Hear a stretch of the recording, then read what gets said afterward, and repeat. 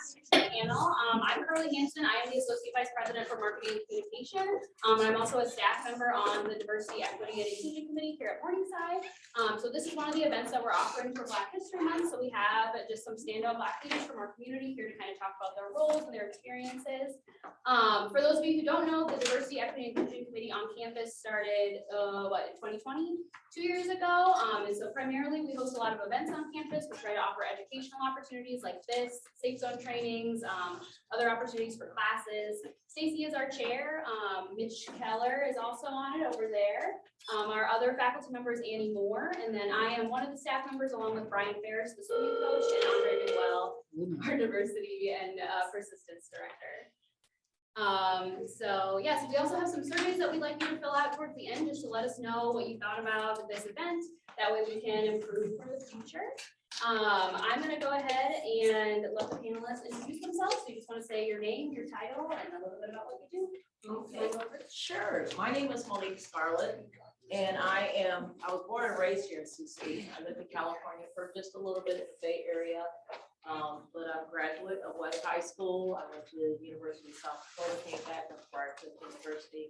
I wish I could say I went to Morningside University, but my role in the city, I serve on the Sioux City Community School Board, and that is a board of 7 individuals that are elected every 4 years or every 2 years, but it's a 4-year term.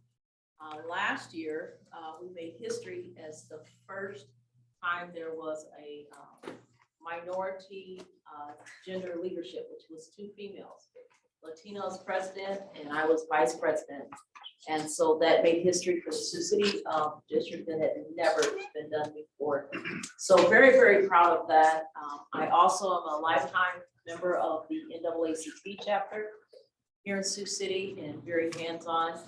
I am founder and president of Unity in the Community, and that is an organization that builds gaps closes gaps between law enforcement and citizens. So we're based on 4 components: love, hope, peace, and prayer. Mother, what else? I do just about wherever I'm needed, really. But my passion, of course, is the school board to serve our district, Unity in the Community. And I also an evangelist for the tri-state area for South Dakota, Nebraska, and Iowa. So, thank you. And my profession, where I just ran from, is U.S. Bank. I have been there for 4 years now, but this is my 24th year in banking. So I started with Bank of America, and I had worked my way all the way up to regional development manager, and then Bank of America decided to go out of the rural areas. And so that really hurt. We had one location in Sioux City, but I was getting ready to transition to Des Moines, and they started closing all of the banks, or they were acquired by other banks. So I've done everything from I started as a part-time teller, worked my way up at U.S. Bank. I work with wealth management and retail, and I also help coaching in the teller. And that is me. Hi everyone, my name is Semehar Ghebrekidan, or people call me Sem for short. I'm the Community Inclusion Liaison for the City of Sioux City, so it's a first-time position that came up after George Floyd passed, and the NAACP alongside the City Manager's Office worked efforts in to make sure that this position was made to engage the community before decisions are being made, while they're being made, to talk to marginalized, minority, underrepresented folks throughout the city and our community, to just engage with them. I oftentimes, you see me everywhere. Sometimes I'm with the fire department and police department and health department when it's going to restaurants and interpreting and advocating for the restaurant owner, trying to help. Other times I'm with a parent whose child was maybe berated at school and maybe they just need an advocate. Some days I'm looking at paperwork, trying to help someone get on child support. It just depends on the day for me. Every day is different. I work alongside every single department in the city, from Parks and Recreation all the way to police. So my days are always interesting. Olivia over here is actually my intern this semester. So she's job shadowed with me for 4 months and came on with me in January. So Morningside has some good students that I've been excited to meet, and that was a good time. Before that, I was an HIV case manager in the Ryan White program at a Siouxland Community Health Center. And then previous to that, I was an international student advisor managing F1 student visas at the University of South Dakota. I went to school for my undergraduate in global studies with minors in leadership, nonprofit management, and Spanish, and then went on to have my master's degree in sociology with my thesis topic being about international student satisfaction. So it's kind of the role I was trying to go into. Life happens, so we switch it up, so it's okay. I'm originally from Sioux Falls, South Dakota. I have Ethiopian Eritrean background, second generation kid here in the US, first time generation kid to graduate in my whole family. So pretty proud of that. So I'm applauding all of y'all for going to school, finish. Doing this to y'all, finished. But other than that, I live here in Sioux City. I've been here 3 years now, and I like it so far. It's been good. I have a dog, American Bully Pit Bull named Duke. He's a 100-pound beast, but he's funny and dumb, so it's good. And I live here with my fiance as well, so it's a good time. And I like this community. It's been great. So I'm excited for all the questions y'all will have today. Please bring them. Wow, I feel like way less qualified. Give my resume after these. So my name is Ty Rushing. I'm the senior editor for Iowa Starting Line. It's an online news outlet. We cover a lot of state house stuff. So like I've been tracking a lot of the bills that have been going through, covering the legislative debate, all that sort of stuff. We do other things as well. Like we're actually in the middle of switching our focus to being more of a social first platform. So like instead of like using social media to get you to our website, we want to use social media just to help people informed. And so we're like really targeting that demographic of folks who don't get their news anywhere else. So like we're free to read and we try to make everything digestible and understandable. In addition to that, let's see, I'm the co-founder of the Iowa Association of Black Journalists. We just got the first NAD chapter in Iowa certified this fall. So I'm the co-founder and vice president of that. I'm working on a documentary with Iowa Public Television about ending racism here in Iowa. That's going to drop in June. Just got engaged, originally from Kansas City. I'm a sneakerhead. I love coffee. I love pizza. I love tacos. Hi, I'm Angel. No, I'm kidding. No, so I'm Angel Wallace. I am the Parks and Recreation Manager for the City of Sioux City. I've been in Sioux City for 16 years. I also originally from Kansas City.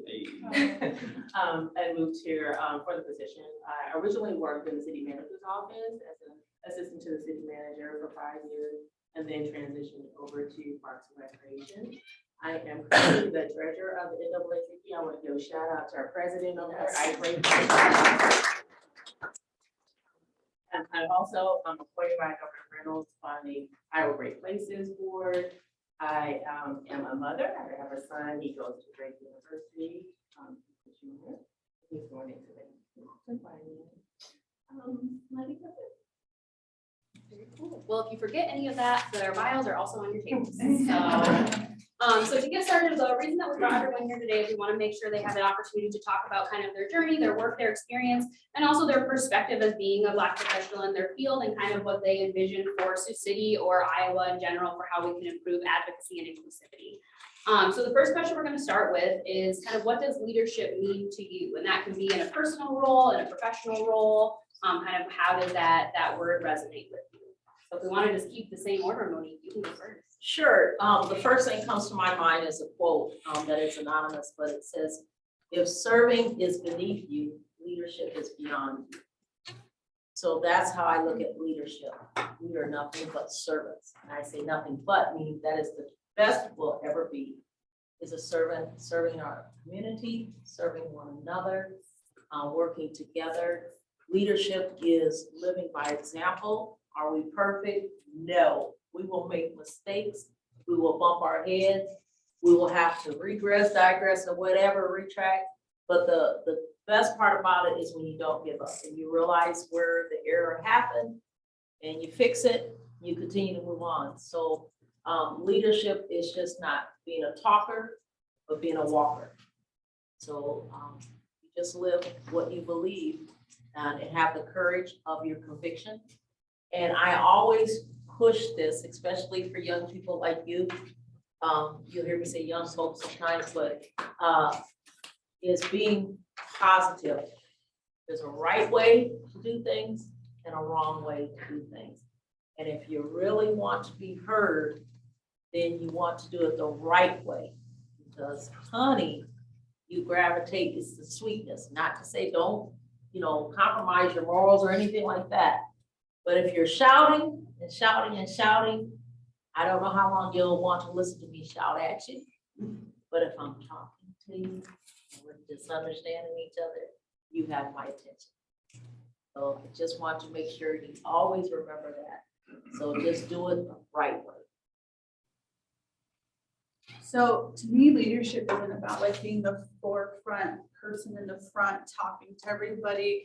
My old supervisor in BSA or Black Student Alliance advisor used to say, lead from the back. That's what she always would say. So she was like, Sem, it's not always your time to be in the front for people. You got to know how to lead from the back. So that means on every Black issue, that's not me talking. I need to give other people the chance to speak and encourage them to speak, empower them to speak, right? Just like, because I handle every issue, right? Latinx issues, Asian issues, LGBTQIA plus issues, immigration issues some days. I'm handling all of that throughout the city. So it's not always my place to be the one to talk, to be the one to be like, I understand LGBT issues as someone who's not an LGBT community, right? That's not my place. But I can put people in place to be able to get that chance to talk, and I'll do all the background work so that it's ready to go so that you can just plug that person in and talk. So sometimes it's about being in the back and talk and doing the work in the back, not talking all the time, right? And secondly, I think it's also your approach is really important.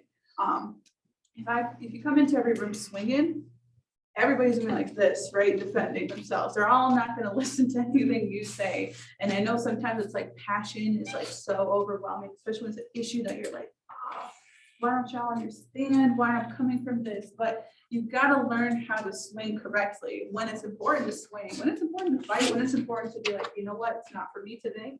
I'm giving this up to somebody else, and that's what's important to recognize. Not every fight has to be fought. Not every swing has to be swung. Sometimes it's better is a true testament to leadership to not swing some days. It's easy to swing. It's not easy to be like, you know what, okay. Today's not going to happen today. Today I'm going to be better. Today I'm going to do better. And I'm not going to engage in this. Sometimes it's that, it's a mix of both.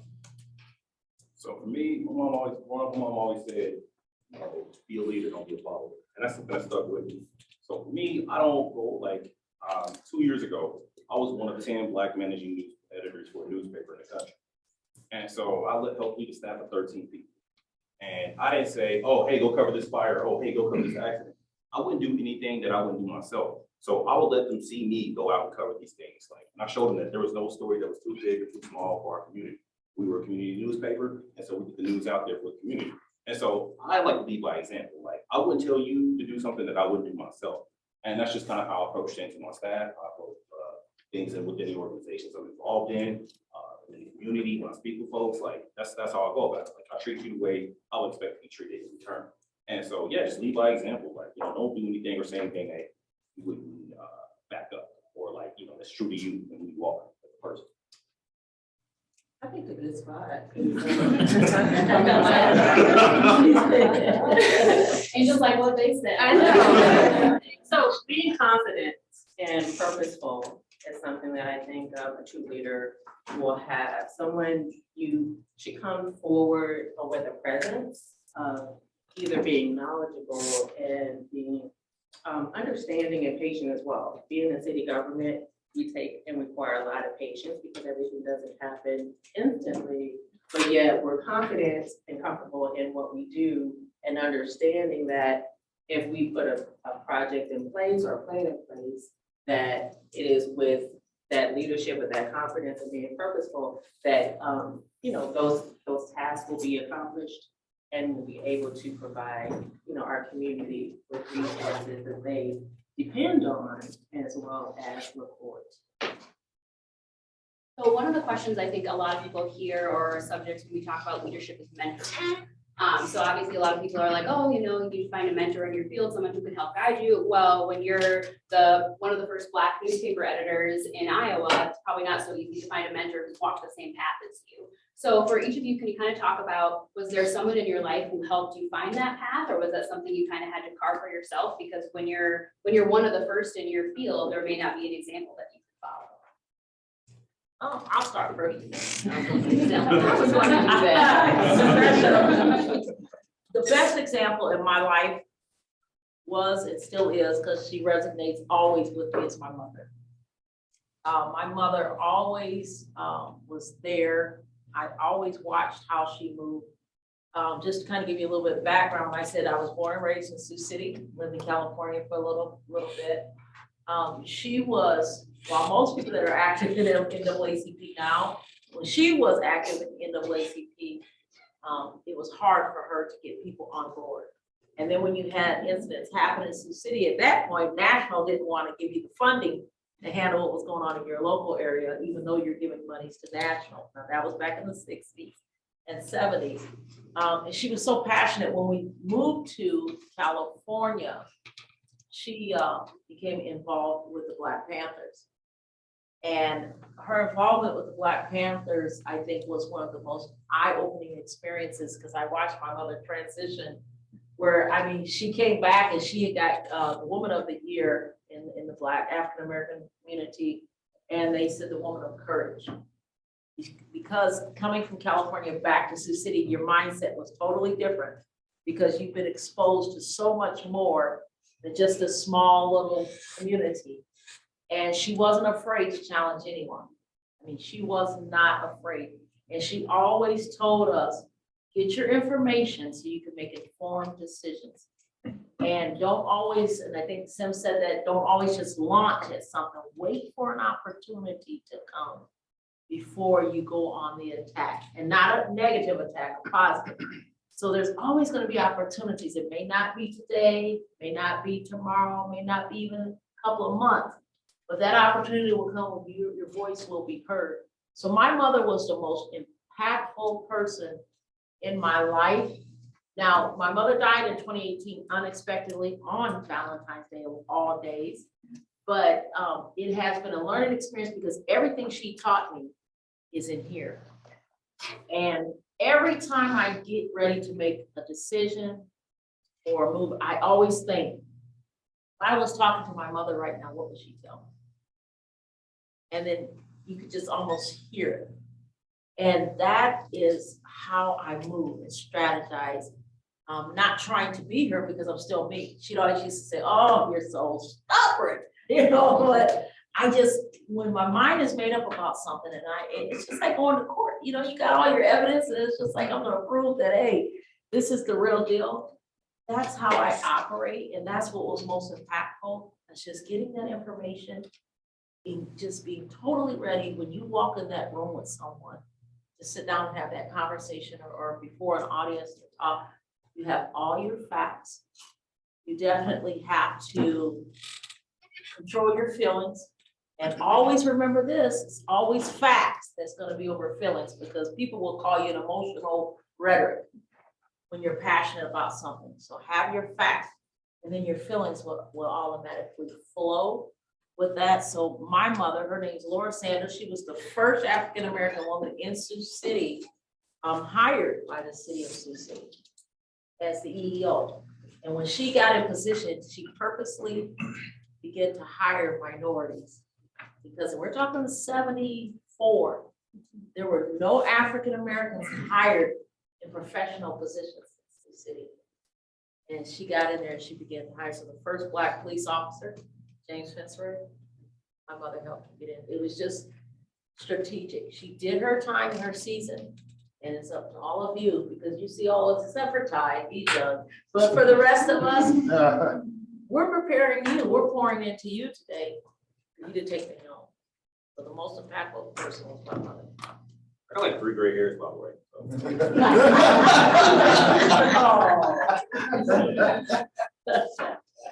For myself, at least, I think that there's not one, there's two for me. I already spoke about Cass Williams, but she was my Black Student Alliance advisor, and then she became my supervisor later on when she became the first ever chief diversity officer at South Dakota State University when I was there in 2018, right? When I was graduating. Cass was someone who, you know, she kind of walked in brand new from Philadelphia, and she just looked at me and said, you have potential to be really good. And I never had anyone say that to me. I am a first generation college student. you know, I had 1 year where I failed out of school, right? I had to petition back in after I was taking care of medical things for my family, right? Because in my house, it wasn't 2 incomes, it was 1, right? And so for 1 year, I decided, school doesn't matter, my house matters, my youngest brother's education matters, we'll figure it out later, right? But Cass saw that even though I was in that semester 1.76 GPA, I was not stupid. She knew that I was doing something to help my family long term, so we weren't losing our house and losing all these other things that my parents worked so hard for. So she was someone who gave me a chance a long time ago, before anyone else gave me a chance. She wanted to encourage me to go to grad school, even though I had to fight like crazy to get in because I did have that yucky GPA that was still following me and haunting me, right? So I think she was someone who always told me, like, you know, you guys see the potential in people. And there's like a quote that I read that says, I see myself in all people around me. And I think it's important to be able to recognize that even when it's someone's at their low, that there's a high somewhere in there. And you could take that person and really mold them if you take the time to get to know them. So I think Cass was someone who was very important to me, and she still is. And then my mom as well. My mom came here in '91 by herself with my father, no other family except this man that, you know, she met 6 months before, because, you know, sometimes Africans get married pretty quick, back where I'm from, at least in Ethiopia. And so it was her and my dad here by themselves, no English, no Amharic interpreters. I think they were taking directions from Smithfield and Sioux Falls, Spanish speakers, right? Because that's what they had. And so I think my parents too were very brave. My mom in particular, she was smarter than most people I know. Without any degree, without any knowledge of the system here, the navigation of this place, how to speak the language, she figured out how to get a house. She didn't know how to run, she didn't have a business degree, she has her own restaurant. You know, she didn't know anything about private school. She put us through private school from 5th grade to senior year. She is a miracle in and of itself, an extraordinary person. And she was a community inclusion liaison long before I knew what that was, because she was the first Ethiopian in Sioux Falls. And she was the one every Ethiopian came to say, Rosa, how do you do this? How do you sell this? How do you do this? And she would figure it out. She was one of the first people to be a recipient of a Habitat for Humanity home in Sioux Falls, and then showed other people how to get it. So I think something I want to tell you is that when you know something, tell people about it. Don't keep it to yourself. And that was really important. So that's why, like I said, long before I was ever a community inclusion liaison, my mom was doing it for free. And so I think she just taught me a lot about, you know, you can come here with nothing and be anything you want to be, as long as you work hard and you try your best. And at the end of the day, you got to ask for help when you don't know how to do it. And it's okay to ask for help. And it's okay to be vulnerable when things happen, because most people don't know that I failed out of school for a year. I kind of kept that to myself because it's embarrassing, but at the same time, it's not. We sell the house. I'm happy I did that, you know, it's okay. And I learned a lot of stuff. I now know what medical exemption is from school. I didn't know that. I didn't know that was a question you could ask. So these are the things that I learned now that my youngest brother at SDSU benefits from, because I knew these things, right? And I fought even if I was by myself fighting, I fought. So that was what was important. And I think Cass Williams, who I call her my auntie now, and then my mom are the best people that I know in life. Thanks. All right, so no, you fine. I'm like, dang. I know. Why are we here? So personally, my mentor was my late mother and my mom, which is my grandpa, which is her father. So like, I didn't grow up with a father. So Papa was that. So professionally, it's been a mixture because, you know, as Carly pointed out, I've been the first Black, whatever my title was, at every single publication I've worked for. And I've worked for a lot in the 9 years I've been in Iowa. But, you know, my editor, a lot of my editors have been white guys, white males, like, you know, for the demographic for the newspaper job. But a lot of them have actually been mentors, like, you know, the good ones and the bad ones. And what I do is I take the lessons that I learned from the good ones And I apply that to my own leadership, and then I take the leadership, the lessons from the bad ones, and I don't apply that. And I make sure to avoid doing that in the report. Like, I don't want them to feel the way I felt in certain situations. So like, I try to avoid doing that. I'm like, okay, if this person did this, I'm not gonna repeat that mistake to somebody else. And so I, use all of those lessons and open all of those doors to like kind of pay it forward. And so like a lot of young students, a lot of young journalists like reach out to me. So I do a lot of mentoring. Like that's kind of why we started the Iowa Association of Black Journalists, so that we had that resource in place. Because when I moved here, I didn't know a single soul. Like I didn't know a single soul in Iowa. And the reason I got the job is because of a college professor, Dr. Jason Martin, RP. I swear everybody I know is like not dead, I promise. So he told me that if I wanted to live my dream and become a newspaper writer, like obviously you're not gonna start out at the Kansas City Star or the New York Times, anything like that. You got to get a job at a small town newspaper. I was like, well, how do you get a newspaper job? Because there's no journalists in my family. I'm the first one doing this. And so he's like, go to journalismjobs.com, look for a job, apply for it. So, and then I didn't know you're supposed to apply for jobs before graduation because again, I was that green. My mom graduated from college. She took some community college courses, but she did whatever she had to do for us to make it.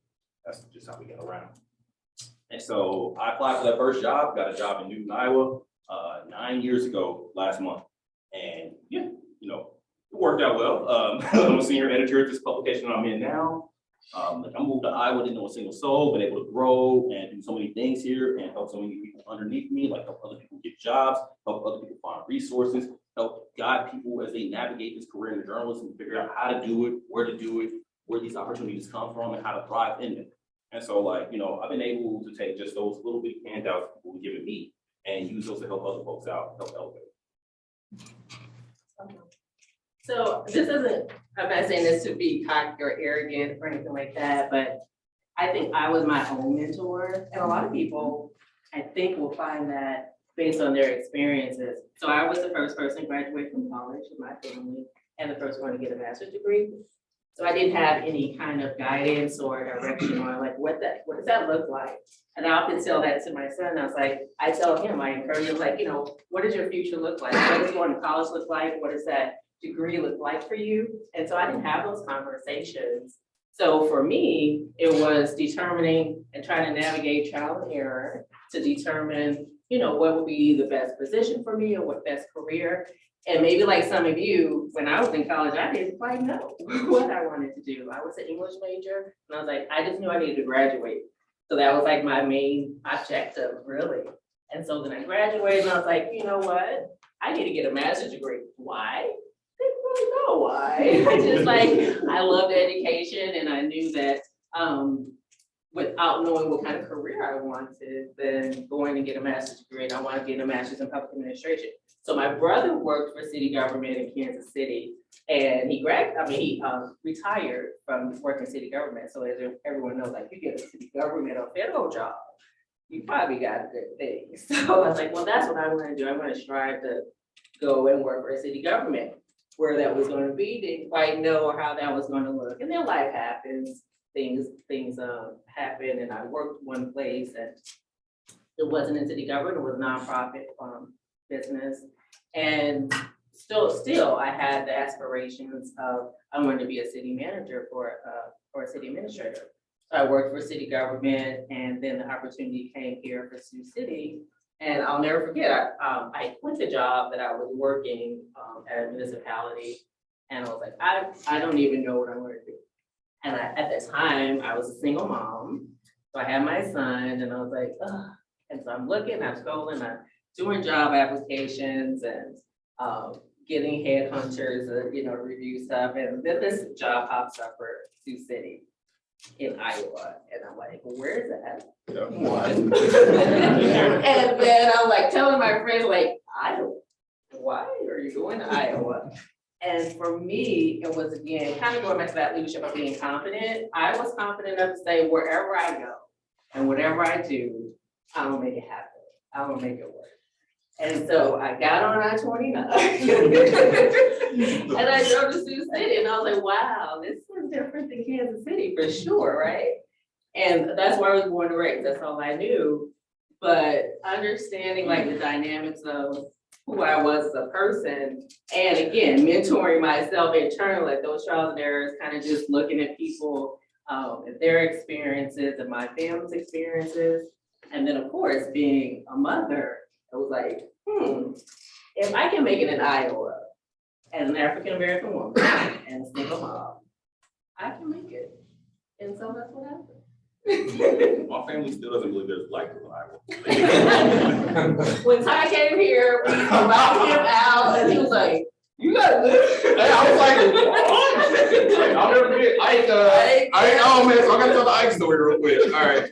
So I was working at the Sioux City Journal and I got an email and it was like, hey, we got something in common. We should meet up. And I was creeped out because I'm like, man, that's because like you're in journalism, you're in news, you make a lot of enemies, a lot of people get mad at you. So I'm like, who is this person? So then I Googled it and I saw his picture. I was like, oh. Yeah, I know what he's talking about. So yeah. And so we had a tendency whenever someone African American who came to with the NAACP, we like invite them out. So we went bowling. We did something. We did a few things. Yeah, I think so. Like Christmas and trailers, all that kind of stuff. Yes, exactly. So that's very important. Well, this next question is actually just for you, Sem. So you, I know, very special. You and I have talked before about kind of the advocacy you did as a student, both undergrad and grad. Yeah. Can you kind of talk about how you found that path as a student and what kind of advice you have for any students who are interested in figuring out how they can advocate on these things? Sure. So when I was, so I graduated in 2016 from undergrad, so I'm 27 now, so not very far from school at least. But when I was at SDSU, VSA was more like a VSU, right? It was a union. There was only Black people. There was no allies in the group, and that's not good. At a place like SDSU where there was only like 300 Black people, you know, because it just was like when we were trying to push issues of any sort to like student government, it was really hard to push anything when there was 10 of us in the room who were actually doing the work. Whereas there was 30, 40, 50 other people who were interested, but at the end of the day, it was standoffish. Because the group was like, no, it's just for us. And then when I was a secretary, I identified that and I saw that, but that was also the time my mom was sick. And then I came back afterwards. My mom told me the only thing I care about is she like, if you pass whatever, you need to finish school. And she said, work hard and help everybody else around you. And so I said, okay, how are we going to do this? And so I became president of Black Student Alliance, and then I became an ex officio as well in the student government that we had there. And so it was the one person at the table of color, oftentimes yelling about issues. And I think I was a little unhinged. That's what I would call it, unhinged, when I was younger. But when I got a little older, I started becoming a little bit more refined in my messaging and more strategic about how I was going about things. Because I came into my second term of, or second year of my presidency, I became a student senator for the College of Arts and Sciences. And then I also was grabbing other folks as well to make sure that they ran, so there was more people of color there. So that when we're talking about initiatives like Mizzou, for example, there was a whole thing there that happened about the president not really taking Black issues as anything. He was kind of ignoring things, and it was a big story. And the students went on, like a student went on hunger strike. All the Black Student Alliance there was, you know, stopping the homecoming parade. All of these things. And I had made a resolution with a few other senators about supporting students of color at our school and beyond, because in our faculty and staff, because faculty and staff were also getting ripped apart, right? I was a faculty and staff, and I can tell you that faculty and staff on average, almost always when they're people of color, get lower rates in the sense of how students rate them at how they are as a professor, right? They'll get more critical. Excuse me, English is not coming out, but they're more critically analyzed sometimes. They're more, people are more critical, they're more mean, they're more this. And so I'm thinking of this as well while we're doing this. And so we have to talk about that because we have to protect our people there. We didn't have that many professors of color. My first African-American professor was when I was taking African-American studies, a class in my senior year of college. So that's bad because we only had 3 of them. So we have to protect those people as well. And also the other people of color, like our Latinx professors, our Asian professors, they're also having really bad scoring, not getting tenured and all this other stuff. So we're talking about these things and pushing it that way. And through that as well, more students got involved in student government, more students got involved just in general in conversations on campus. You know, I helped start the Ladies of BSA STEP team, which was like, y'all know Stomp the Yard, right? Okay, making sure.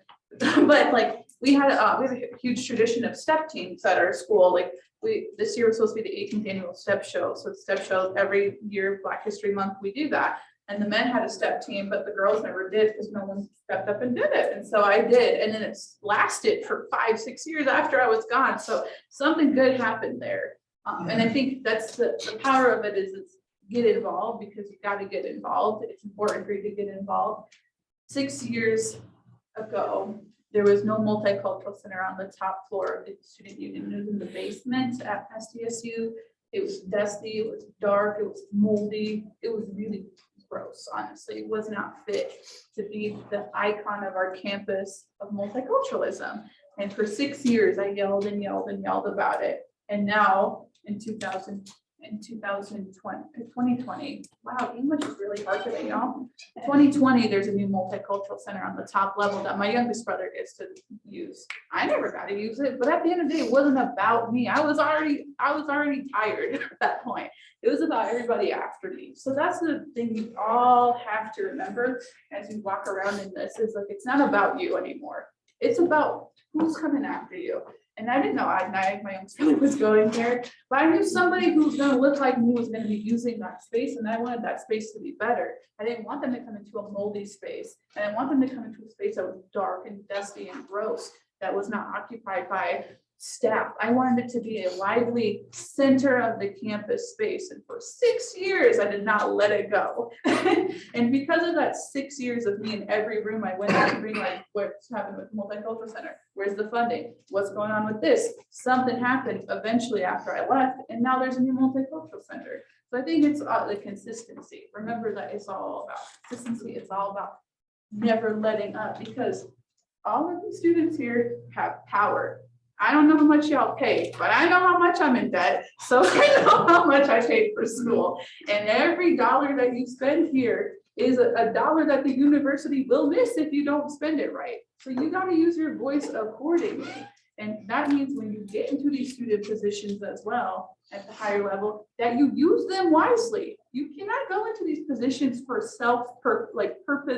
personal reasons for yourself. It's not for you.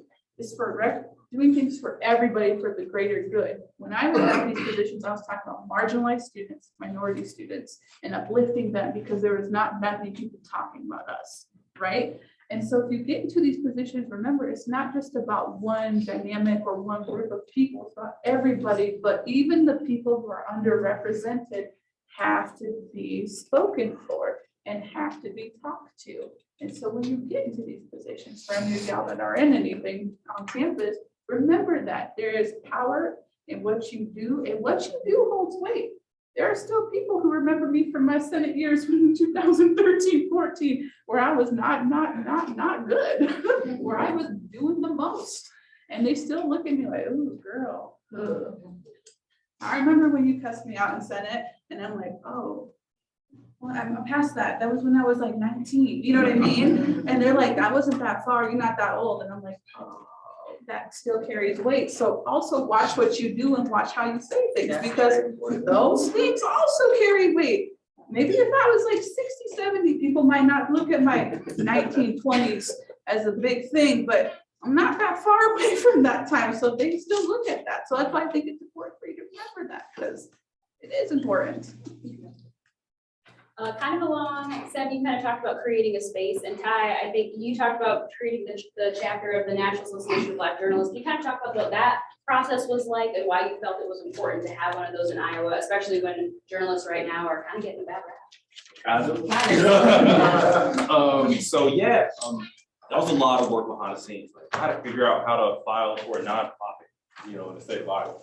Like, we had to do a lot of research. There was a lot of meetings behind the scenes. We had to find people who were National Association of Black Journalists members who could serve on the board and were also interested in serving on the board. And it's like, the problem is, a lot of Black journalists in Iowa, they're passing through. And most of them are on TV, and they're there on a 2 to 3 year contract, and then they're out unless they start their own business and become a very successful NAACP president. So so finding people who are interested in building this long-term thing was hard. I mean, even our president, she's going to be out with her contract and stuff, but she wanted to make sure we got this. What's her name? Oh, TC, you were there? Oh! Look, her mom is right there. Oh, what's that? Yeah! Wait. Oh, wow!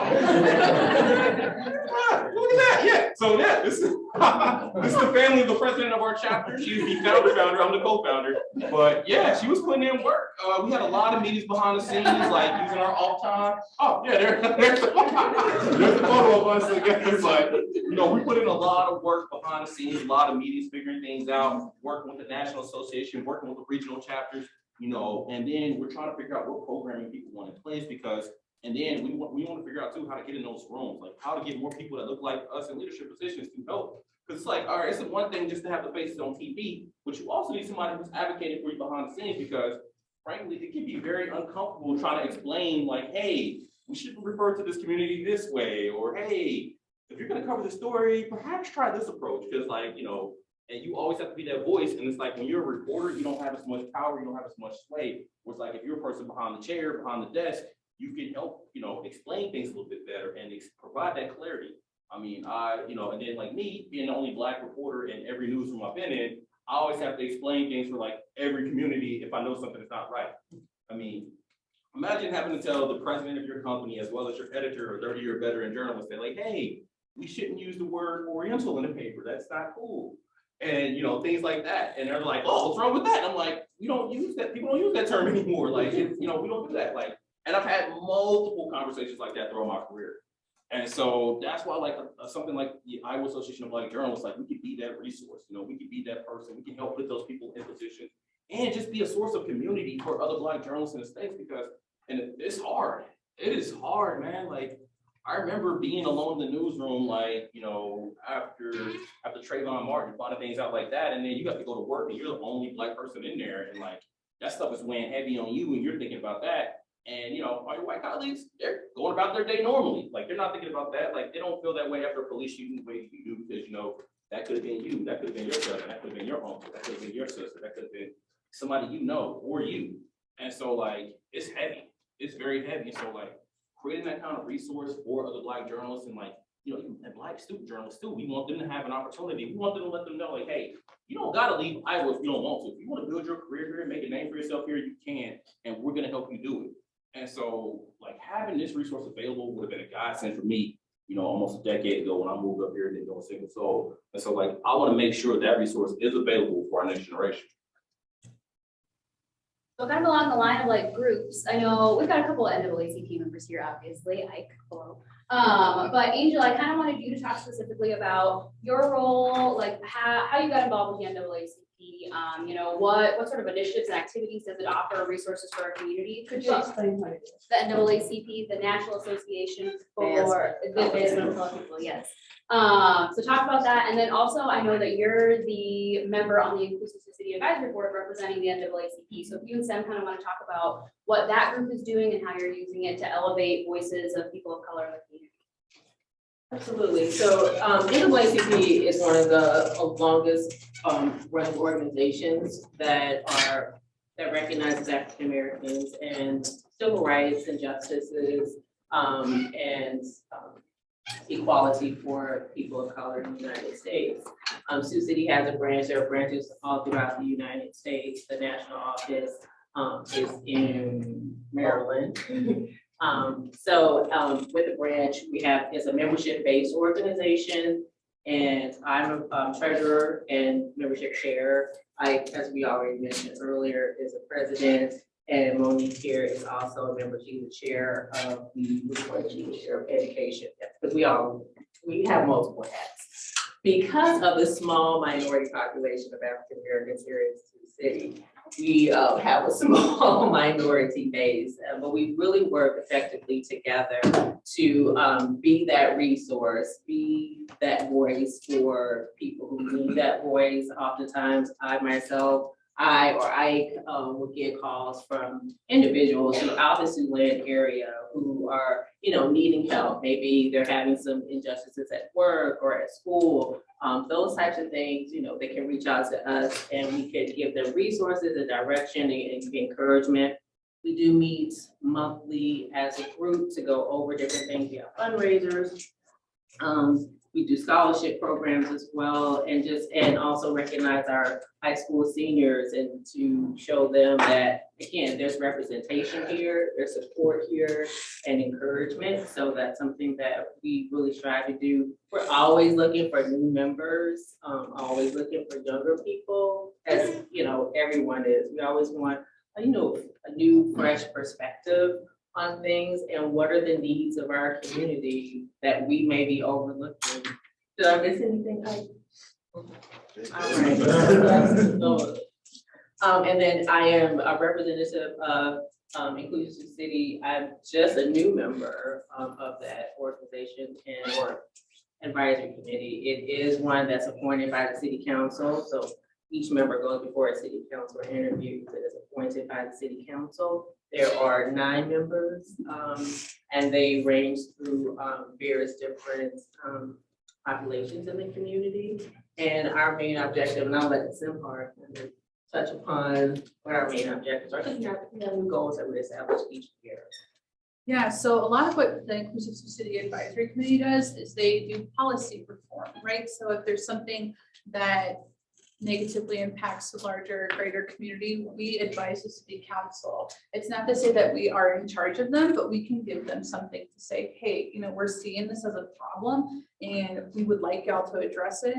And the Inclusive City Advisory Committee can stamp kind of an approval from them saying, hey, like we really need to address this properly, and then send it over. So something that the Inclusive City Advisory Committee did this last year was there was an RCA in 2008 that basically the city council at that time had approved what marriage equality meant, which was the marriage between a man and a woman. And a lot of our staff and then beyond felt, hey, that is not what marriage equality is according to like the federal standpoint, right? And then we're talking about like inclusion, right? So making sure all people feel included. So when you talk about a man and a woman being married, you're leaving out same-sex marriages, you're leaving out people who are, gender non-binary, you're leaving out a lot of folks in that equation. And so the committee recommended to retract that.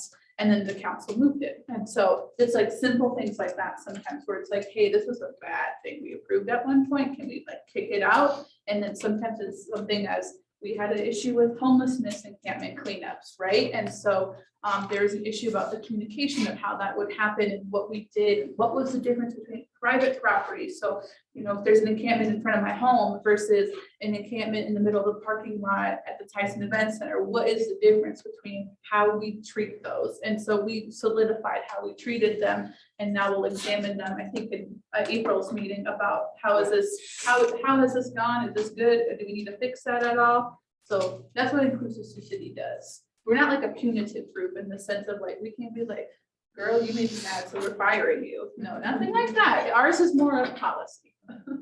And if we can circle back to the NAACP, I also want to just add, it's not just for African Americans, that we have memberships that are all inclusive. So anyone who's involved or who wants to get involved, who has an interest or a passion in just having civil rights and helping with injustices in society, you're more than welcome to participate and become a member. Same thing for the National Association of Black Journalists and the Highland Association of Black Journalists. So yeah, glad you brought that up, because yeah, it's like, even though Black is in the name, it's for everybody. An Inclusive City Advisory Committee, you don't have to be on the committee to come in. I would love to have more students there because I think there are things that city council makes recommendations on that y'all don't always know about. And I think it would be nice to see if there's a problem in this community that you guys are seeing, whether it's, housing costs, whatever it is, and you come and bring it to us so we can at least discuss and be able to bring it to their attention so that they know. Because I don't know most of you in this room. I know one for sure, but besides that, you know what I mean? Student wise, I don't connect with all the students here. So if there's something, come to the Inclusive City Advisory Committee. It's at second Wednesday every month, 4:30, council chambers. Come through. That's where we'll be. And you can also call me. Phone number 712-203-7738. You need a card? You can text me on it too. Please, I'm serious. Yeah, I think it's really important. Like, some of you may not be from the city, you may be going back home to your hometowns. But while you're here, view Sioux City as your home. And look at having opportunities to make a change and make a difference here. Your voice is important to us. We have open meetings, our council meetings are open. I work for Parks and Recreation. We have a park board, advisory board that, you know, our meetings are open. So maybe there's a passion that you have that you've seen in your cities that have worked there that you can see could work here. I mean, reach out to us. I mean, that's what we're here for. You can also yell at your public officials if those want to. With talk, I guess. Yeah, right, exactly. And be collective, like share that information with your peers. Talk about those types of things. I mean, these are critical things that impact you here and will impact you in the future. So if it's infrastructure issues or if it's quality of life issues that you want to see, don't just sit back and like, oh, well, somebody else will talk about it. You don't know that. Talk with your friends and say, hey, did you guys ever think about X, Y, or Z? And they're like, yeah, maybe they did as well. And as a collective, you come to one of our meetings and say, hey, we really want to do something. We really want to see something happen, and we really look into it for real. It's much easier to come in as a group. It's much easier to come in as a group and then have people hear you. That's how I had to do it in Student Senate all the time, was have everybody come in. So we're talking about money talks when all of us are there looking at you saying, how are you gonna vote? You know what I mean? So that's important. So Monique, as the public official who's had a lot of yelling in the last year, do you want to kind of talk about what it's been like for you to serve on school board as an African-American woman, but also during this time where we hear a lot of talk about people being worried about what their children are learning in schools and trying to monitor what educators are providing. Can you talk about what that has been like for you and what you kind of think, how the district can maybe navigate that from your perspective? Sure. I think to sum it up in one word, it's been a challenge. Challenging. First of all, I'm the third African-American elected official to the Sioux City School Board. George Boykin Sr. was our first African-American elected to the school board. And I actually had a little piece of paper because I wanted to make sure I had all of my data correct concerning our school board district. Because I was a little disappointed when I was looking up some of the data. The first principle, which in our school board meeting, we have board reports. So we can say whatever we want pretty much in our board reports, things that we participated in, or things that we're concerned about and we want to be heard. Dr. Mike Rogers was principal at East Middle School, who had just passed not too long ago. And fantastic guy. I mean, he changed schools around. He was at West Middle School, which was in trouble. The academic proficiency was at the very lowest. Behavioral problems was at the highest. A lot of those students were ending up in juvenile detention or in school suspension. I mean, just, it was horrible. And Dr. Rogers came and turned West Middle School around. I mean, if you ever seen that movie, Lean on Me, that is exactly what happened. It was a transformation that you watched.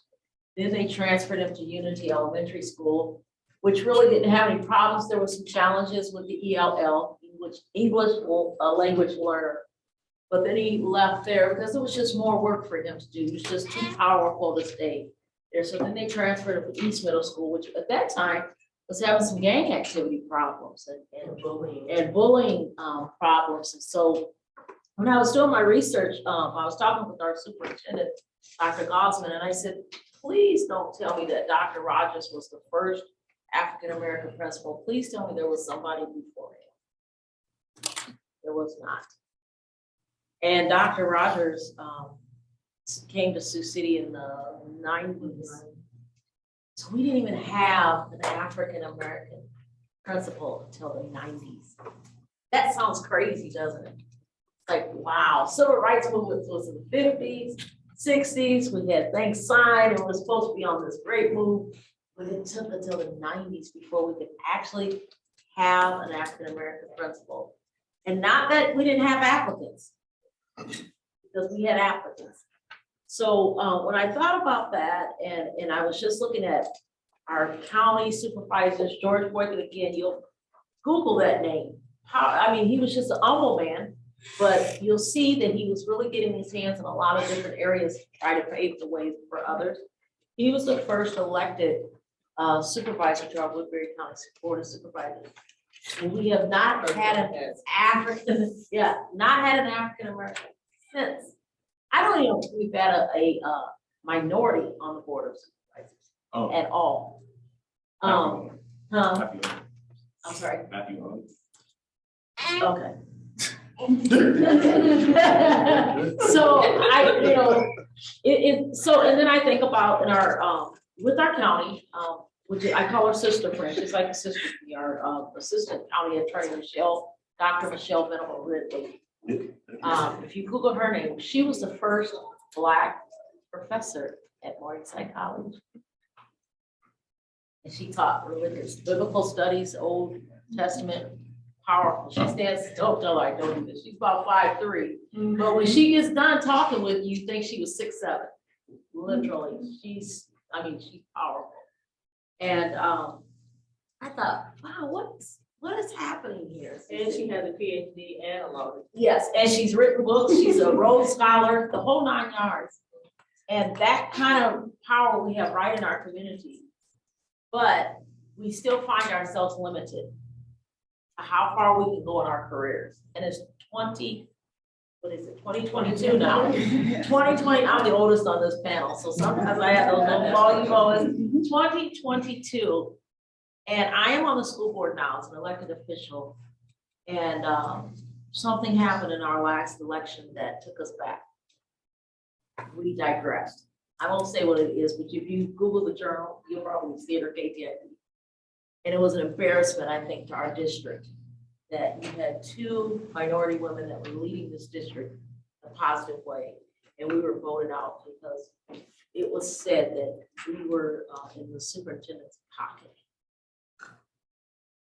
And we literally had done some behind the scenes, a lot of work with the DEI in our community. We didn't have to be in the front shouting out, look at what I'm doing over here, look what I'm doing over here. We're helping these low poverty children who don't have internet. If they want internet, they have to drive in a parking lot for one of the schools to receive it. We have almost 75% of low income get free or reduced lunch in our city. When you think about the Morningside area, guess what? Morningside area has the highest of low income and hungry children. That's shocking. I thought it was the West Side, but it's Morningside. So it has been challenging as an elected official because sometimes on the board, I can't really say what I really want to say. I have to bite my tongue. But when we get in our closed sessions, then I can. And you might hear somebody leaks it. I hope they're not. But I will tell you this. I have learned as an elected official that as a community person, when I attend the Sioux City Board meetings before I was elected, I had more of a voice than I do as an elected official on our board. So what does that take? Now I come at an angle, not only as an African-American woman, or African-American, but an African-American woman, because that's a double heavy. That means I gotta work twice as hard every single day I get up. I gotta fight twice as hard. I've gotta do my research twice as deep, because when I come to the table, I have to know what I'm talking about, because otherwise we're told you're just an emotional rhetoric. I've been called that. You're just an emotional rhetoric. You're just too caught up in passion. I want facts, data, data. Well, it always doesn't play out that way. And if you're not sensitive culturally, you'll never understand that. I had an awakening 2 weeks ago. I shared, I believe with I call him my PIC, partner in community. I had an awakening moment. I used to just scratch my head, pull my hair, not too hard, but punch things, because I'm like, why don't people get it? Why doesn't anyone understand what I'm going through, what I'm experiencing? And then it hit me. Because they don't live it. They don't breathe it. All they can do is try to understand what you're conveying. That gave me a different perspective. So then I wasn't so angry anymore because then I realized there's just some people that just will never get it, never understand. Am I angry at them because of that? No. But then it tells me that I have to somehow connect with a person that just will never get it. And that's why, if I can plug this in, unity in the community, which our marketing director, Jay Rose, is here. He is awesome. And I tell you, unity in the community on those 4 components I said earlier, love, hope, peace, and prayer. It takes all 4 every day for me to operate in the community. Because, and I always say, it's a joke, I always tell people, you better make sure I'm prayed up before you come and talk to me. You know, but I am, because we have great people, and he, you know, he's on our board that we keep each other covered. Okay, so if there's something I'm not quite sure, I'll reach out to Sim, I'll reach out to Angel, I'll reach out to I'm networking through our community.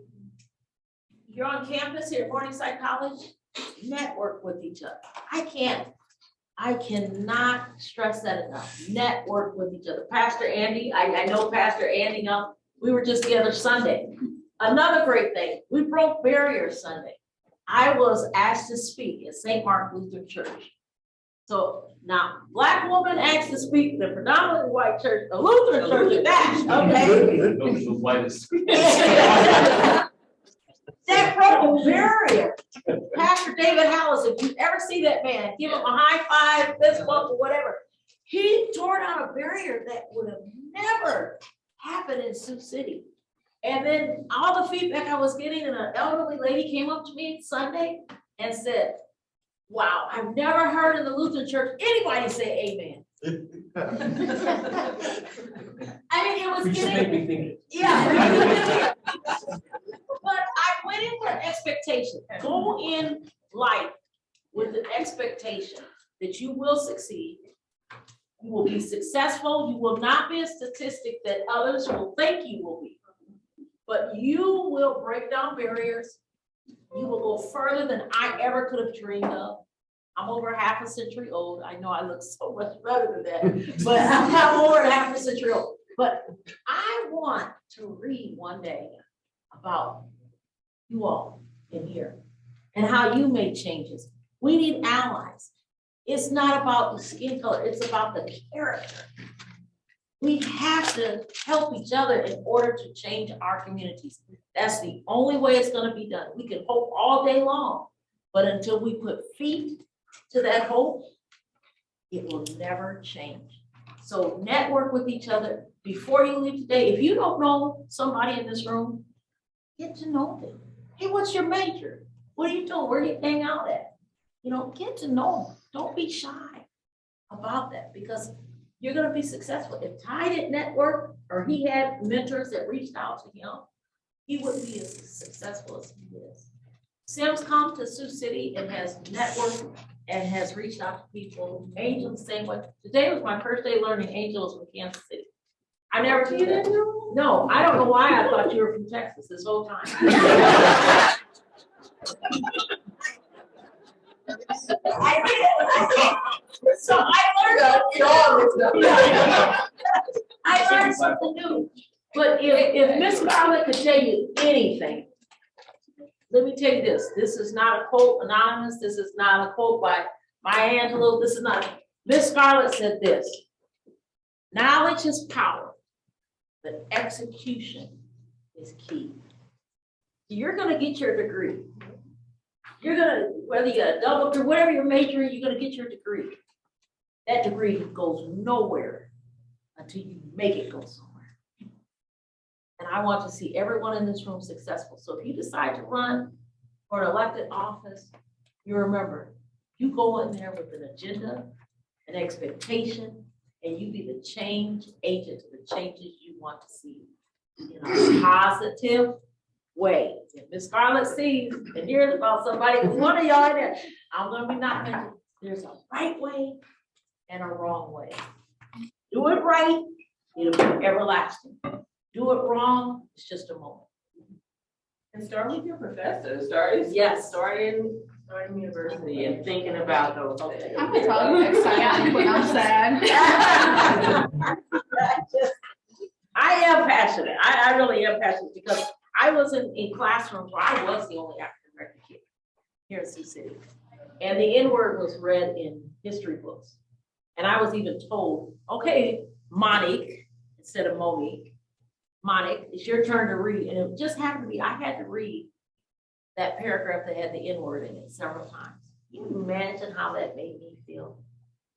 And I'd go home and I wouldn't, well, I told my mother a couple of times, because you gotta remember, she's a Black Panther now. So I had, you know, but when I became an adult, I realized that was a cool educator I had.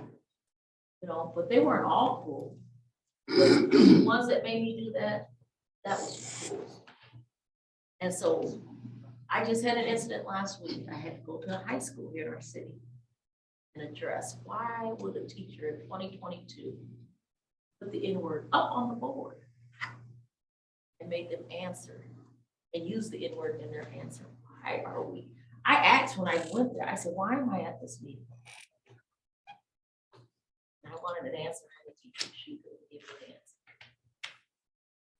So as an elected official and board member, I have a responsibility of accountability, transparency. If you can't, I always say, don't give me an excuse, you can give me an explanation. I raised my son that way. You can give me an explanation, but don't give me an excuse. He knew what that meant. So that's the same expectation I have today. Explain to me why each one of you in this classroom cannot be the next mayor, city council, chairman, you know, working at the state capitol, you know, changing the state capitol. Have you been to the state capitol of Iowa lately? When you look at, I don't see, I asked that one time, when I was looking at all the pictures of the lawn, I don't see nobody, I don't think the laws that look like me. It's not because people have not tried, but we have to fight harder. So I think I'm done because I'm getting real passionate. You see, I'm at the edge of my seat. I'm done. So now I'm gonna turn it over to students, everybody who's here, anybody who has questions. We're gonna do some Q&A for a while before we wrap up. Any brave souls who wanna go first? Yeah. So this is for you, Monique. I was just wondering, what experiences shaped you to be ready for your role as a vice president or president that you mentioned earlier? I did get the first half of that. What experiences shaped you to be ready for your role as, was it vice president or president? School board? What experiences shaped you? Oh, okay. Experience, okay, I kept missing that word, okay. Because I was an involved community member before, years before, 20 plus years before. And I actually did that under the umbrella of the NAACP. And so I attended board meetings, I listened, I learned, I was trying to figure it out and how it works. And when I was elected for vice president, I was elected in 2019. Learned a year, you go to Des Moines, you take these classes all day, they send you back to this huge binder and say, go figure it out. And you have to figure it out. The second year is when I was elected as vice president, and Pearl Alicorn Flory was elected as president.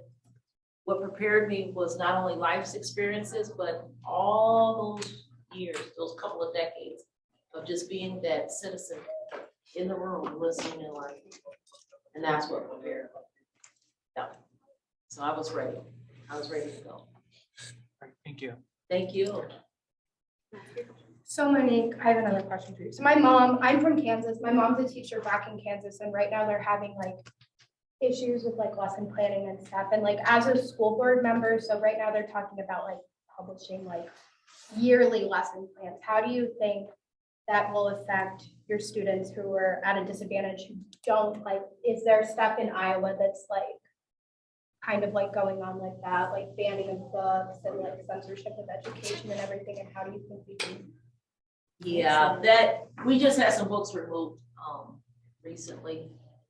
I know from WIT. I don't know if it's affected Morningside College yet, but I know it affected WIT. Some books were removed. It's tough. It's tough. Let me say this, my hat's off to educators. Yeah, I had some bad teachers, but my hat off to educators. My first coming on to see what educators make. I said in a meeting, are you kidding me? This is all they get? We should be embarrassed. We should give them more. They have our kids longer than what we have. So educators should try to plan a curriculum for a year, puts more work on the educator, and they're still not getting increased. We're fighting right now for increase. I'm one of those voices that fighting hard for increases for our educators. Students, what's gonna happen if we don't play it right, students are gonna, the gap is just gonna get larger and larger. And you're gonna have so many students get left behind that just needed that extra 10, 15 minutes a day to be successful. That's where community partnerships come in place, where community centers say, we see what's gonna happen, so we gotta avoid it. And then mentorships come into play. It takes a village. So tell your mom to hang in there, be tough, be visual, and be vocal. They deserve more. If I could pay educators, honestly, I think an educator should start at 70,000 a year. Start as an educator with your background. I honestly do. Yeah. I honestly do. None of us would be up here without a teacher, right? That's how important. Yes, all of us. That's how important it is. I know this isn't a Lutheran church, but can I say amen?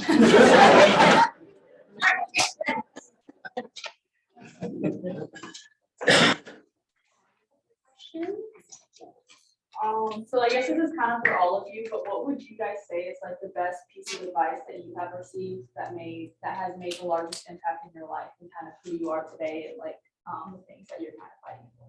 Make good trouble. I think a lot of, my mom always, she's Ethiopian, right? So you got everything to lose when you have nothing built here besides your own stuff. You know what I'm saying? All African moms are gonna be saying, yes. So that's what my mom will always say. She would always say, this was exactly what she would tell me every time I would go to work. Because I would be like, Mom, what's happening? You know what? Shut up your mouth and be quiet and do your work. That's what she would always say. I'm like, Mom, how you want me to shut up my mouth when I'm trying to talk about equity and inclusion? She's like, you should have been engineer. That's what she always said. Engineer, next thing you don't have to finish. Bad word. But I like y'all. But no, but like my thing is like make good trouble, because like in my job I'm upsetting things oftentimes, right? I'm looking at the things that are weird and I'm saying them out loud to your face. I'm not like gonna be like, and then your face be like that. My job is to be like, hey, I'm seeing this. Someone said something like this in an interview panel. Why did this person not get anything to them? They shouldn't be able to say something like, that person's really young, or look at their address, they're from a reservation. That person should not be on any interview panel from this point on. In fact, they should have something on their thing, giving them a written warning saying they said stuff like this. Therefore, after this, remember that. Because if you put that person in a supervisor role, right, and they're a supervisor, they might do that and you put that bias on top of their hiring practices, right? So that's my job. And so I always think make good trouble. It's the thing that always keeps in mind, because if I be quiet all my life, there's gonna be so many things that just pass through that nothing happens. If you make good trouble, and I'm not saying trouble like it's bad, making good trouble upsets things in a way that maybe helps inform decisions, maybe helps a way to gain perspectives, to show people other perspectives. I think that's very important to do.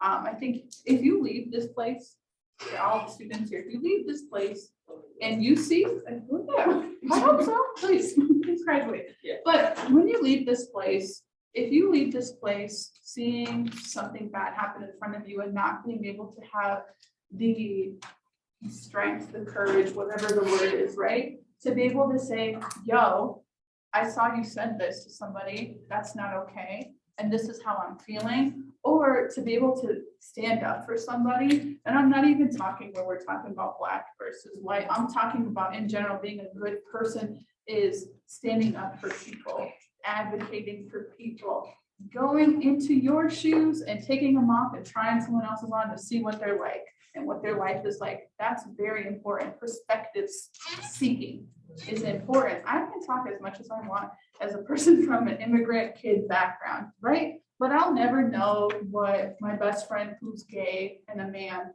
goes through every day. The only thing I can do is seek out his perspective and say, how does this work? Like, how could I make this easier for you? What is it that you want me to do if something were to happen to you? Do you want me to speak up? Do you want me to be quiet? Being like that and being able to take people's perspectives and actually get friends outside of your group, right? It's not only important to have African friends. I grew up with only African people for a long time, I felt like, and then I got to college and I had Black friends, is what I felt like. And so it's important to get friends outside of your friend group.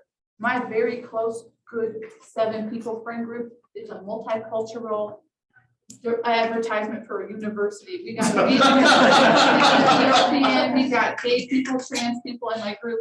And that's what it was, because we sought each other's perspectives and we sought people who fit in personality wise, but also different experiences. So I could be like, so Nick, how do I advocate for the Vietnamese community? And go to someone else and be like, what would be acceptable for issues when I'm talking about bathroom things when it comes to transgender folks, so that we can make sure to accommodate you when it happens. And so that I can make sure to advocate correctly.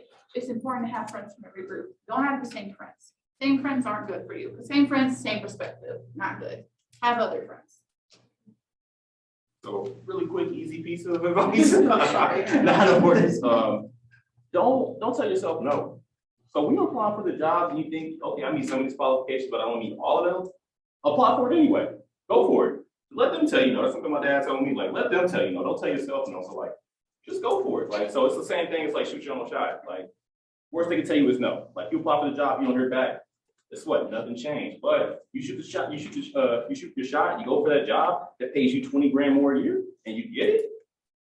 You win. So like, just do it. Go for it. Don't be afraid to try things. Same lines, maximizing opportunities is really key. Go to those office hours, look up scholarship opportunities, go talk to a career counselor or find that mentor, or, leave this campus and go out and, find things that you may feel aren't for you. But if they're not for you, then who are they for? So always maximize your opportunity. Wow, that's a tough question. I was sitting here trying to think what to say. There's a word, I'm just gonna go this way. There's a word. My favorite scripture was college, right? Okay. I won't offend anyone. My favorite scripture is Philippians 4:13. I could do all things through Christ Jesus who strengthens me. So take a word, impossible, IMPOSSIBLE, and put apostrophe in that I am, separate the M and the P.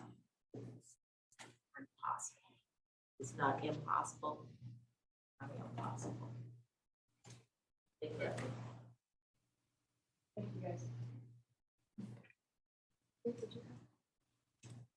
From the big dimensions we've been functioning in, I want to bring it down to a couple of little letters Okay. that relate to the great big pictures. In a lot of print journalism now, it's the convention to capitalize Black and Indigenous and not white. And I've read some good explanations of that, but perhaps you could elaborate. Yeah, I mean, personally, I've always capitalized Black in my life. Like, it's always, Black with a capital B, but like, AP made that change in 2020. And it's like, long overdue. And so the big reason for it is because like, white is treated as kind of like the standard. Whereas like Black is, it's hard. It's like, if you're not Black, it's hard to explain Blackness.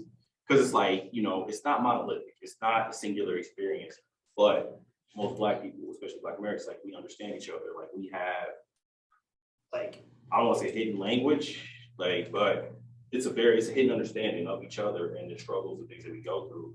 And so like when we say Black, like we're saying, hey, we're still American, but we Black first, like, and that's the way society treats you as well. Like Black is always at the forefront. Like no matter what my job title is, no matter what I've accomplished, I'm always Black first. Like I know, like I go by Ty instead of Tyron because I couldn't get a job because Tyron let jobs know that I was Black. So things like that. So like getting a little bit of recognition of like capitalizing the beat is like, hey, that's cool and all. Like, I'm glad y'all finally got on board, but like, why did it take so long? Can I say something on that real quick? In the journalism, since George Floyd was the first one. Unfortunately, won't be the last one. But you got a tough position because it's not, journalism a lot of times doesn't tell the truth anymore. It just tells what sells. Okay, it makes it real appealing. Social media is, if you don't use it wise, well, you'll get so addicted and all of a sudden you can't tell the truth and what's a lie. Because if you think, oh, this has got to be right, this has got to be right. But in journalism, I think you're really in a tough position because we want to educate our world of what's going on in our nation. And then when we say the facts, then it makes other people uncomfortable. And then they don't want to report it that way. So are you kind of, do they kind of tie your hands in a certain way or? Well, so like 2020 was probably one of the most successful and stressful and challenging years of my career because you had the ongoing coronavirus pandemic. Plus you had, this whole new civil rights movement popping off after the murder of George Floyd and others. And so and then I'm the Black guy in the newsroom too. And I'm in a leadership position. So on top of all of that, I'm still trying to cover the regular news and make sure that we're getting our 4 papers out there. So it was a lot. It was a lot taking on all of that. And no matter what you write, people are gonna have pushback. It's like people don't, you talked about facts and data. It doesn't matter if you have the facts and data. If people don't like the subject, they're gonna call it fake. They're gonna say it's not real. They're not gonna say this is happening. No matter how many times people are like, no, this isn't happening. This is not a thing that's happening there. Or, that's not the story. It doesn't matter. People look at news based on their opinions and their feelings nowadays versus one to actually hear the truth with facts. I had a person who told me I made up a story about a city council meeting. The city council meeting was recorded on video. I recorded it on audio. I took notes and I live tweeted the meeting. And he was like, well, you can't trust the paper. That's what he told this guy. And I'm like, you're on video. We got you on 4K, my dude. But, so that's just kind of what you're dealing with. It is weird to be in the media. I remember in 2013, when I first came to Iowa to get my first journalism job, it was people were like, oh wow, you work for the newspaper. It was cool. It was a point of pride. You're a person who's representing that community, covering them. Whereas in 2022, people were like, oh, what do you do for a living? I'm like, oh, I'm in news. I'm not trying to get stabbed at Walmart. It's wild. I mean, it's crazy just to see your profession get dragged through the mud so thoroughly. That's why everybody and frankly, some of the stuff that journalism, newsrooms get called out for is, it's true. Not capitalizing the beat for such a long time. That's been an issue, or just the coverage on communities of color. There was a reckoning for a lot of news organizations in 2020 when they realized, oh man, the only time we're putting Black people in here in the paper is when it's Martin Luther King Day, when it's February for Black History Month, or oh, there's a shooting on this side of town. But they weren't telling those Black stories, and that's why those people in the Black communities weren't trusting them. And it goes the same way for other communities. If you want to tell these stories, you got to be involved in it. You got to tell them 365 days a year. You can't just come up and say, well, it's February again. Let's go find some Black people to put in the paper. No, you got to be telling these stories and making them a real part of your coverage. When I covered, my big point of pride for me was covering the entire community. I was in Sheldon, Iowa, a town of 5,000, and the second largest population group after white was Latino. So I made a concentrated effort to make sure we got more Latino kids in the paper for things that they're happening in the classroom, they're happening in the sports field, things that were happening in the community, and it was cool. Once you do it, once you do it one time, then other people start reaching out to you. And it was great for me to see all those great spaces to get that extra diversity in the paper, especially in this small rural conservative town. And they're hearing about these stories they probably ordinarily wouldn't hear about. Or, oh, so that's who the guy is, who runs this business or that business. And that was a real point of pride for me. And so it's something I continue to do. I believe in highlighting all voices and getting all perspectives out there. And so I'm making a very, very concentrated point to do that, no matter what publication I'm in. When I was at the Journal, I wrote about Black business owners in Sioux City. How many Black business owners have you seen in the Sioux City Journal since then? Things like that. So it can't just be one person pushing for that change. And that's why IEBJ wants to have it that, help get more people like me and people who are willing to cover the entire community year round and put, positions of power where we can make that happen. Questions? Right, could you, and it's not a black issue, but could you talk about the difference between the media and, because Monique said something about journalism, and there is a difference between cable news and broadcast. Yes, that's a good question. So America lacks a real media literacy problem right now. Like, it's true. People don't understand the difference between talking heads, actual reported news, and tabloids. They all put it in one giant box and one giant bubble. And so, like, I could be reporting on the city council meeting what's happening here in your local government, but because you think I'm some talking head on CNN or Fox or OEN or whatever that, or like that I'm TMZ, that like there's no middle ground. People don't understand that like people are actually talking to people, finding information, using verified data, talking to sources. Like I publish stuff and I'm like, I'll talk to like 4 or 5 experts on this thing about the subject. And then the first comment is like, well, you just made this up. I was like, what? Like, I promise you, it would have took me 20 hours of research and interviews to write this story if I would have just made it up. Like, I would have just bullshit. Like, but that's not the case. And so, like, I think the big problem with that is that that's something that needs to be in schools. Like, we got all this legislation to get things out of schools that, should be in schools or weren't even taught in the schools, but we really need media literacy. But the problem is a lot of our elected officials also lack media literacy. Like, they don't understand the difference between, okay, this is a Facebook post, this is a headline, this is a story, this is a video, this is, an opinion, this is, like they don't understand these different sections of the paper, despite, you put the newspaper, it says news right here, it says obituaries right here, it says opinion. People just think of it all as, oh, well, this is the paper's opinion that Myrtle died. And it's like, no, Myrtle died. That's what her obituary in here. Myrtle gone. There's a difference. And so media literacy is a real big issue. And it like drives me nuts because like I've had so many situations like that where somebody's like, well, you guys had this in the paper. It's like, okay, first of all, that was a wire copy. And secondly, that was somebody's opinion piece. Go yell at, whoever wrote that. Like, here's their email. You yell at them. Why are you yelling at me? More questions from the group? Nobody wants to be brave. That's okay. Stacy would like to be brave. Well, I really appreciate you mentioning Perla's work, Monique, and your work together. I just wanted to ask if, because Latino communities are our largest minoritized community here in Iowa, in particular in Woodbury, where do you see the biggest potential or the biggest success stories in terms of coalition between Black and Latino communities? And of course, Latino is not a racial term, right? But with those communities, where do you see potential for working together? It's going to take some roundtable discussions, identifying the leaders or the people, the spokespeople. I hate to use that because some people think, so, oh, she's a spokesperson for a Black community. That's not necessarily true. But just identifying, getting together, having a roundtable discussion, identifying the needs, and then coming together. And I think again about the civil rights movements. The reason why the bridge, the Selma,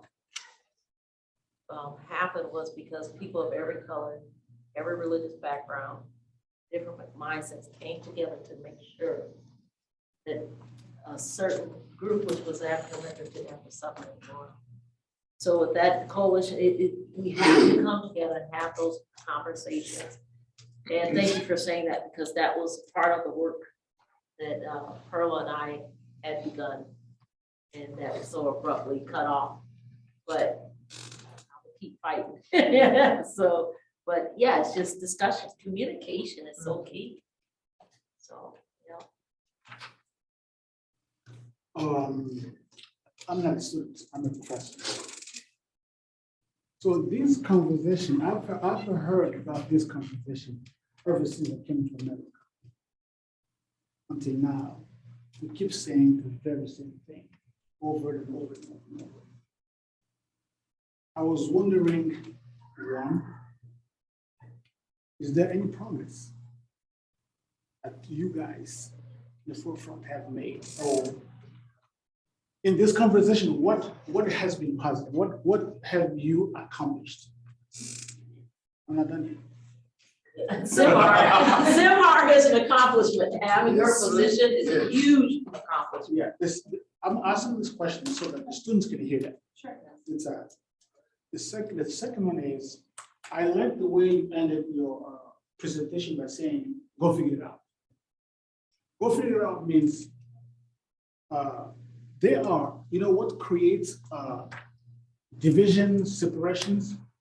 It's unwritten rules, which is very, very difficult to figure out.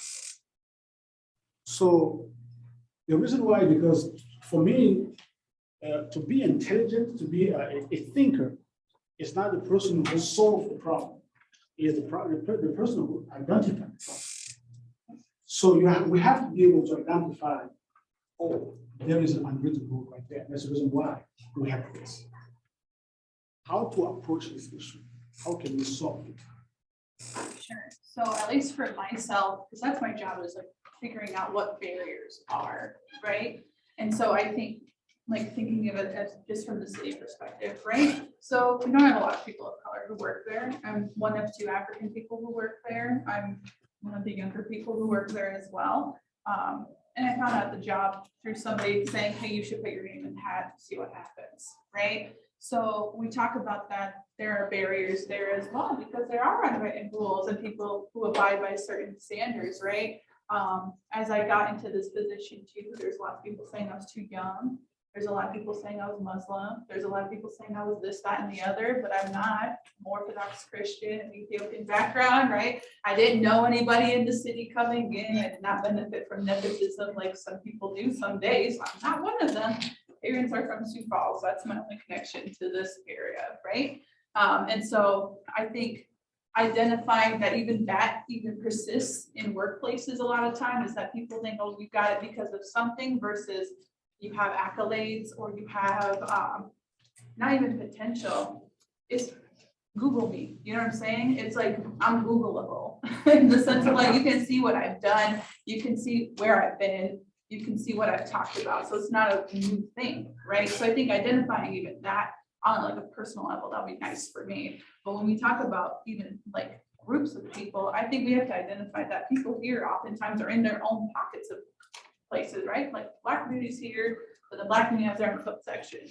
And then there's the Latinx community, right? And they have their own subsections too. And it's a protection thing is what I've identified as how part of it is, right? Just like the African community, they're with themselves, right? But they also split by what kind of part of Africa or what country they're from, right? The Ethiopians right now are split between tribes and where they have tribal identities and things like that. So I think it's understanding that there are things that we can't change right now, right? Because we got to understand the history behind why it's like that in the first place. When we understand it and respect it and know that, you know what, if I'm going to lift up African issues, I have to lift up Black issues, I have to lift up Latino issues, I have to lift up Asian issues. That's important to remember. It's like there's unity and unification of every cause. We help each other along the way, because I always say it about my own community. The Ethiopian community is cut up in 4, 5, 6, 7. There's 87 tribes. In Sioux City, 4 or 5, right? It's hard when there's 2,000 to 3,000 of us, and we're saying, well, you're Amara and Tigray, so you're over here, Amara, Tigray, but if you're Amara purebred, you're here, and if you're Tigray, you're over there. And it's very hard to cut that up and have some sort of unification in that regard. It's very hard to do that. So we have to first like have a reckoning within our own communities of saying, you know what? We like everybody in this community. If we're Black, we're Black. It's not you're Black and you're African. Ooh, no, it's we're Black, so we're Black. And then so, okay, if all the Black community gets together, now we can talk to the Latinx community who also got their things together to talk to each other. And now let's combine efforts. And now let's combine efforts again and combine until that's just what we do. It's not like that we have to keep trying this. It's just what we do. When you come in this community, the Black community is welcoming you just as much as the LGBT community is welcoming you. I think that's what's important. So even when we talk about moving forward, we don't move ourselves forward. We move everybody around us forward. That's what's important to recognize, because if you're just talking about one community, you're not doing diversity and inclusion right. And I would just say progress to your question, Professor. Progress has been with unity in the community. Is it used to be a time where the law police department would be way over there and citizens over here, and we're trying to talk to each other at opposites ends of the room. And unity in the community came in, and we said, hey, this ain't gonna work. You gotta come together. You gotta listen. You gotta hear, and then we gotta move forward. We have a chief of police, Rex Mueller, and I'm gonna throw his name out there because I think he's the best chief we've ever had in my lifetime. Amen. Okay. And the reason why is because his door is open to anyone. You can't walk into a police department and say, I want to talk to the chief. No, you can't talk, you talk to a sergeant. Or, no, okay, and he will get back with you, he'll set up a time to meet with you. You can come down there, and he'll meet you where you're at, because he's all about community policing. He's authentic. And he's authentic, and that's what has made a shift in our community in Sioux City. And it's that community policing and him realizing that this community cannot stay safe if we don't work together. And I believe I said that Sunday, that we want a police department to keep us safe, and we want a community that wants to stay safe, to come together and work together. So there's been progress in our law enforcement. There's been progress in he knows, no, he doesn't know, but our president of our local chapter, we have grown so much since, and I'm gonna say this delicately, but I'm gonna say it factually. We have grown so much under his leadership, breaking down those walls of assumptions. And he's out in the community. It's so hard to catch him sometimes, but he'll get back to you. But he's out putting out fires everywhere to make sure that the chapter stays effective, but we're staying where we're working together in the community. And yes, and that's hard to keep that balance that falls on his shoulders. So people say, I didn't even know we had NAACP here. We do, and we're very effective. And we need young people like you to get on board, because you're fresh wind. I said, she says fresh perspective, I say fresh wind. We need fresh wind in Sioux City. And so there's progress there. Because I'll say for the progress, city leadership identified after George Floyd that we were lacking in inclusiveness and that we needed someone. So I myself with NAACP, that was city leadership, that was city manager, Mayor Pro Tem and Mayor, to establish that position that Semehar currently has, as well as establish that inclusive Sioux City committee as well. And I think the thing that was really important about my position in particular, whether it was me or somebody else, was that there was somebody who was going out to those underrepresented communities, talking to them. I mean, I think within progress, right? Because I don't always think of myself in that regard as like, what did I do to make it better? No, I think of it like, what does the role do? But myself, right, there was a lot of issues with police, fire, health department, with restaurants, businesses in town that were minority owned, because as soon as the police walked in, they're like, whoa, you need to get out of my establishment, like you're being wild, you're being this or whatever. And it was always this instigative sort of conversation versus like relaxed to do these things. And so as soon as I stepped into the picture and I was at those enforcements where I was like, hey, you know, like bar closes at 1:45, you know that, right? Like you got to make sure you close your business, because maybe you're not from this area. And then it's like, well, yeah, I'm from Vegas where we're open 24/7. And it's like, okay, so now we know this. So now let's communicate this together. And then when you have a question next time something happens here, call me, text me. I'll talk with the police, and then we can be like, I can be your advocate, right? And then even with businesses, especially language is a big thing. There's a lot of minority owned businesses by language as well. And so me being able to speak Amharic was very helpful in the Pierce Street area, because all those businesses speak Amharic for the most part. And so even me going in and be like, hey, you know, your fire detector is like, something's wrong with your fire detector, so you have to change that. And they're like, well, what is a fire detector? And you're like, oh, well, it's here. Being able to educate those people alongside the police and fire. Fire says that they now, all I do is make one call and I have to be there, and then it's done and it's finished, versus before they're going 3, 4, 5, 6 times now, giving fines, that $100 a day fines to some of these businesses that then end up closing. So even something as simple as that helps, because a lot of those businesses stay open even through the pandemic because of that. So that's like a simple accomplishment. But other accomplishments, like Ike and I, he's NAACP president, there have been issues with the school, and Ike has linked me in, and folks in Inclusive City have linked me into their community members. So I think that's really important, to be able to help that mediation / navigation process. Because like I said, navigating the systems here are really hard. So if we're able to at least figure that kind of thing out and make it a little bit better, I'd rather do that. Because I'm on the preventative side. I don't want to be there when it's reaction, it's blown up and everything. I'm trying to prevent stuff before it gets to the table. Yes, very much so. Well, we kind of have to wrap up. We always now. need to. Yeah. So please, everyone who's here, please remember to fill out your surveys and stick them on the table or give them to Stacy or whatever. I think any of these people up here, we're happy to talk to you. If you have questions, let us know, let them know. Thank you.